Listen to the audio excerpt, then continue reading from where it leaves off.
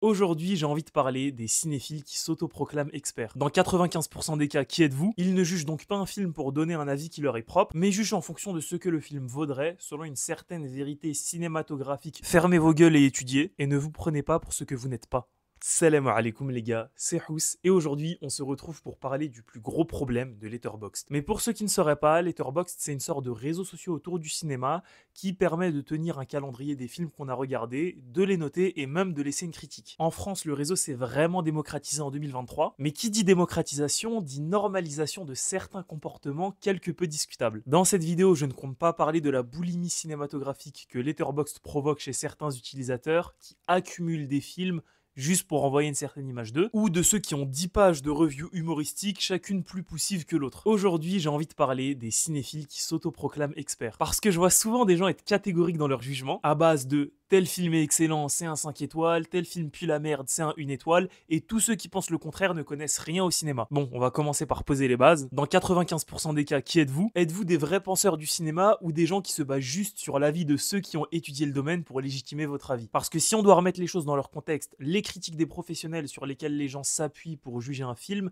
sont faites en langage cinéma, où le critère de jugement principal est l'utilisation des différentes techniques cinématographiques pour véhiculer un propos ou une émotion, notamment à travers la mise en scène ou les mouvements de caméra. En bref, c'est un langage qui nécessite de l'éducation, de l'expérience ainsi que du temps, et donc que le commun des mortels ne peut pas maîtriser en un claquement de doigts. Mais le problème, c'est que beaucoup de personnes pensent le maîtriser, alors que la plupart du temps, ils appréhendent juste les films à l'aune de leur réputation. Puis ils vont se convaincre avant ou pendant le visionnage qu'ils doivent apprécier ou détester le film, et derrière, ils vont tenter de justifier leurs avis à tout prix sans avoir les mêmes grilles de lecture ou les mêmes attentes que les experts du domaine, ou alors ils ont tout simplement le même avis final que ces derniers sur un film, sans que ce soit pour les mêmes raisons, mais vont l'utiliser comme argument d'autorité pour justifier leur connaissance ou leur bon goût, ou alors dire qu'il n'y a qu'une manière de comprendre un film, la leur. Ils ne jugent donc pas un film pour donner un avis qui leur est propre, mais jugent en fonction de ce que le film vaudrait, selon une certaine vérité cinématographique universellement ancrée, ou d'une certaine profondeur et intellectualité du dit film. Alors qu'il n'existe pas de lecture unique pour un film, car chaque élément filmique peut être interprété d'une manière ou d'une autre par un spectateur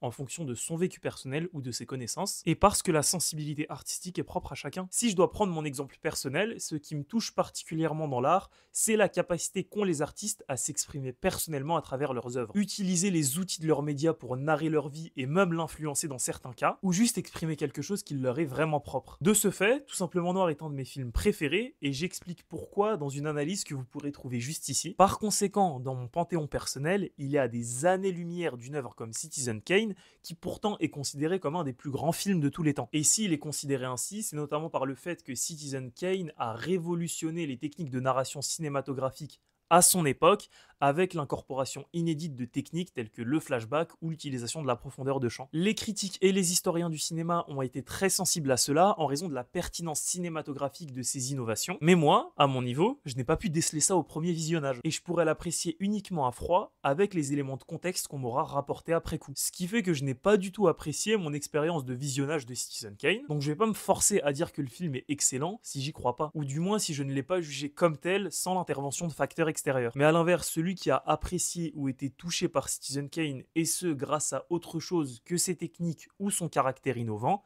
est tout à fait légitime de dire que ce film est excellent, à condition qu'il justifie son propos de manière subjective et qu'il ne méprise pas ceux pour qui le film est anodin, sous prétexte que ce serait unanimement un classique. Ce n'est pas parce qu'un avis final est le même que les experts que sa construction et sa pertinence sont équivalentes. Surtout qu'il y a un décalage permanent entre la réception de la presse spécialisée et du peuple. Des films mal reçus à leur sortie sont réhabilités pour leurs impacts populaires, d'autres considérés comme des bijoux artistiques n'ont pas touché grand monde, et en fonction du moment où un film est évalué, des éléments qui faisaient ses forces peuvent devenir ses faiblesses, et inversement. Donc arrêtons de penser qu'il n'y a qu'une manière d'apprécier le cinéma, et qu'il y aurait d'un côté les bons films, et de l'autre les mauvais. D'autant plus que dans l'absolu, quel serait le meilleur film entre celui qui est compréhensible par une poignée de cinéphiles élitistes ou celui que ces mêmes cinéphiles considèrent comme plat, trop simpliste ou peu profond, mais qui permet au plus grand nombre de réfléchir sur un sujet? Et du coup, ça ouvre sur une question beaucoup plus large. Est-ce que le cinéma est un art, un divertissement,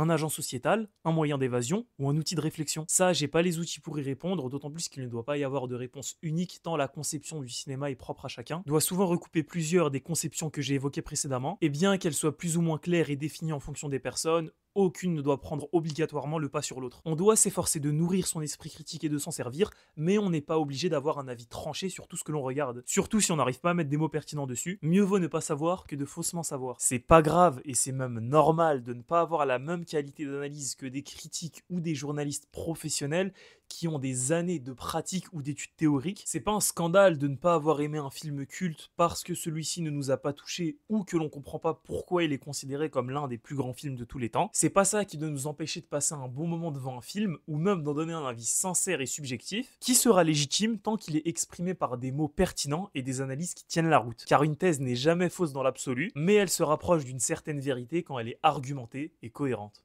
Si j'ai fait cette vidéo, c'est parce que la démocratisation de Letterboxd illustre un problème beaucoup plus large. Le cinéma ne doit pas être un étalon du bon goût et de la culture, ou un indicateur social. C'est un art vecteur d'émotions qui appartient à tout le monde. Je pense qu'il faut arrêter de se mettre la pression quand on regarde ou quand on juge un film. Faut le faire en détente, sans prendre en considération l'avis ou le regard des autoproclamés experts dans le domaine, qui bien souvent sont les plus vocaux, mais maîtrisent moins le domaine que ceux qu'ils pensent. Ne vous excusez pas en disant qu'un film considéré comme classique ne vous a malheureusement pas touché et arrêtez de stresser en lui mettant quand même 3 étoiles et demie. Si chez vous, ils ont réveillé un sentiment ou une émotion particulière, n'ayez pas honte d'avoir adoré la dernière comédie française balourde ou le dernier blockbuster américain. Faites passer le plaisir que vous prenez ou l'impact que peut avoir un film dans votre vie avant tout. Jugez les films selon une grille de lecture qui vous est propre et si vous voulez à tout prix le noter, faites-le uniquement en comparaison avec les autres films que vous avez vus et pas avec des notes qui tentent juste de se rapprocher de la réputation ou de la profondeur intellectuelle d'un film. Si un film ne nous touche pas, on peut lui mettre une étoile parce que comparativement aux autres films qu'on a notés, il ne nous a rien procuré. On peut aussi tenter de justifier pourquoi il ne nous a rien fait, surtout si on le met en comparaison avec d'autres films du genre qu'on a bien aimés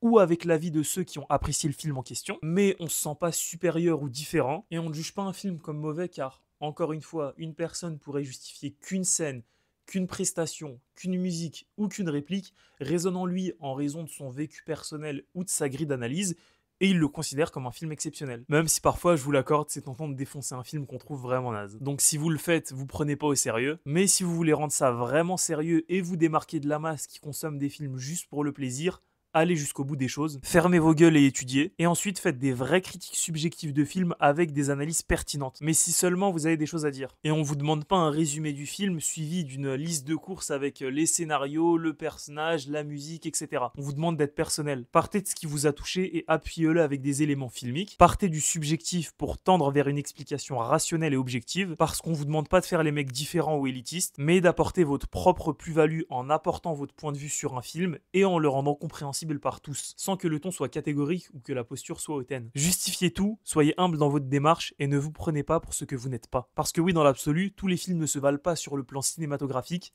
mais toutes les analyses ne se valent pas non plus. En vrai, tout au long de cette vidéo, je me suis possiblement battu contre un épouvantail, mais en vrai, je pense pas tant que ça. Le but n'était pas de se placer en moralisateur, mais d'exprimer une observation appuyée par mon expérience personnelle et des théories plus générales que d'autres ont pu établir. Je pense moi-même être déjà tombé dans les écueils que je décris tout au long de la vidéo par manque de compréhension ou de recul. Le propos que je tiens aujourd'hui découle d'une certaine expérience que je dois à des années de visionnage de films, de lecture d'ouvrages sur le cinéma ou de participation passive et active à des projets cinématographiques. Mon propos n'est pas universel ou absolu et changera certainement au fur et à mesure que mes expériences et mes connaissances s'étofferont. Cette vidéo ouvre plus au débat qu'autre chose et c'est pourquoi je vous invite à répondre et à argumenter.